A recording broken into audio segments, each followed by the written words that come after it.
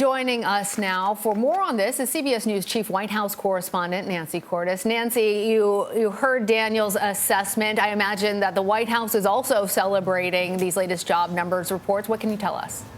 I have to tell you that White House officials were somewhat astonished by this jobs report. They had actually been kind of preparing reporters for the likelihood that new job numbers were going to be down this month. That's what they were anticipating. They were already explaining why that was not an unexpected phenomenon, and it just shows that, you know, the economy couldn't continue to produce jobs at the phenomenal rate that it had been over the past several months post-pandemic. So they were sort of wide-eyed this morning when they got the numbers themselves. Typically, the President of the United States would be out there talking about this, celebrating this in public by now. He generally speaks after every month's jobs report, but the president, we just learned, is still positive. He's still COVID positive, so he's isolating.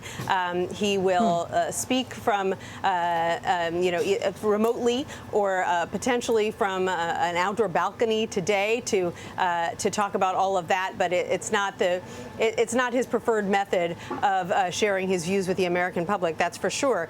He did tweet that these new numbers are no accident. They are results. And White House officials are pointing out that what these jobs numbers show is that more people are working now than at any point in American history. And we are now back to pre-pandemic unemployment rates, 3.5%. The president's having a good week in isolation there. So, Nancy, how's the White House reacting to Senator Kyrsten Sinema being on board with the Inflation Reduction Act?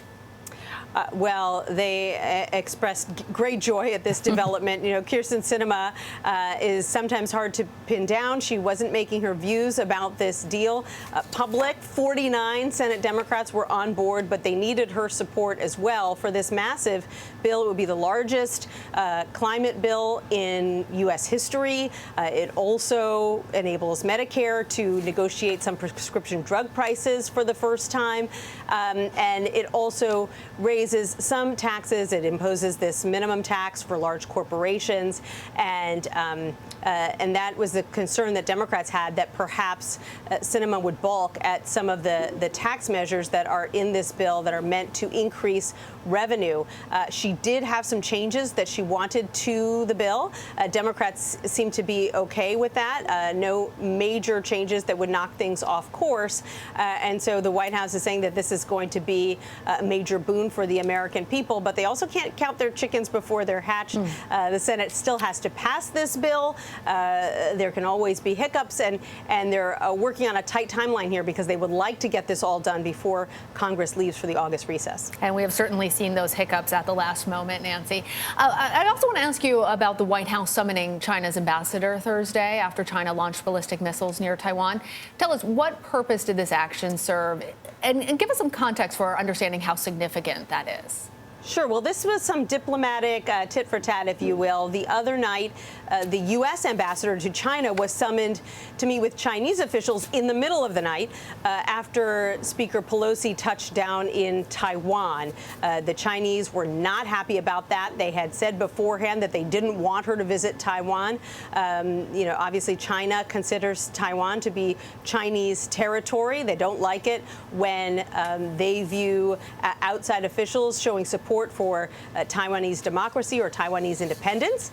And so they made their displeasure known in person to the U.S. ambassador. Well, this time it was the Americans hauling the Chinese ambassador here to the White House to meet with National Security Council officials to express their displeasure with some of these drills that China has been conducting right off Taiwanese shores in the Taiwan Strait, really ringing the island of Taiwan. In fact, some of the missiles that they fired landed in Japanese waters, and the Japanese weren't very pleased about that as either. And so the U.S. wanted to express its concern, and it appears at this hour that this tit for tat is actually escalating. I want to read to you a note that I just got from our State Department producer Camilla Schick, who was on a call with the Chinese minister, the number 3 Chinese minister at the Chinese embassy, who says that China is now reacting by canceling talks and meetings between the two militaries and the cooperation on the repatriation of illegal immigrants. And they have also decided to adopt sanctions on Speaker Pelosi and her immediate family members. So clearly, China is pushing back on the U.S. and the measures that it has taken. And so this is exactly what White House officials were concerned about, that this would only lead to more tension if Speaker Pelosi did go to Taiwan, and that that in turn would increase the chances of some kind of miscalculation, miscommunication, which could touch off an actual conflict. And her family members, too. Always a busy week at the White House. This is no exception. Nancy Cordes, thank you. You're welcome.